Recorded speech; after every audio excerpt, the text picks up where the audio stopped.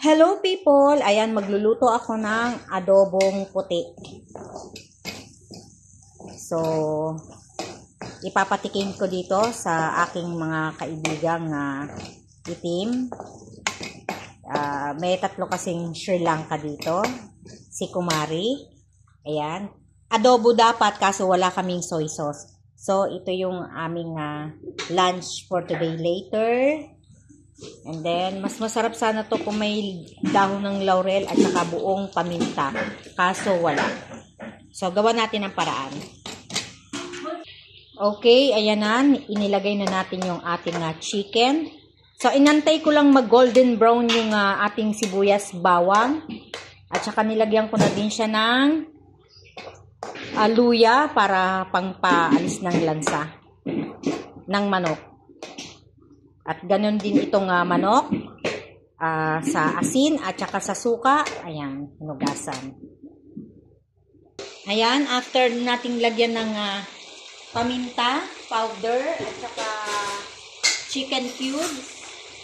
Ayan, lagyan naman natin ng asin. Mas ganda sana to kung may dahon ng laurel at saka buong, ang tawag dito, paminta. Kasi manunuot yung lasa niya. So, paminta na lang na powder. Nako. Nako, everyone. Grabe, ang sarap. Ang bango. Ganito yung adobong puti. Adobong Bicol to. Kung relate yung mga ibang mga friends ko o mga ka-followers ko, adobong Bicol. Adobong puti, parang Bicol, basta, mga ganun.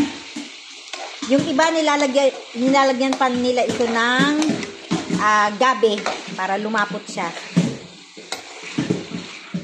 So, ilalagay na natin ang suka. Ayan, ito yung suka. Ito.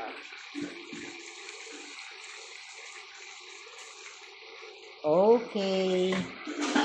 Then, haluin lang natin. Tatakpan. OMG guys! Nako. Napaka yummy.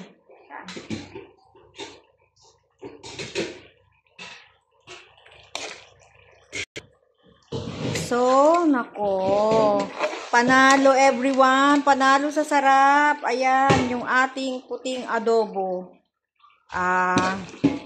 Specialty to ng mga Bicolano. So, ayan.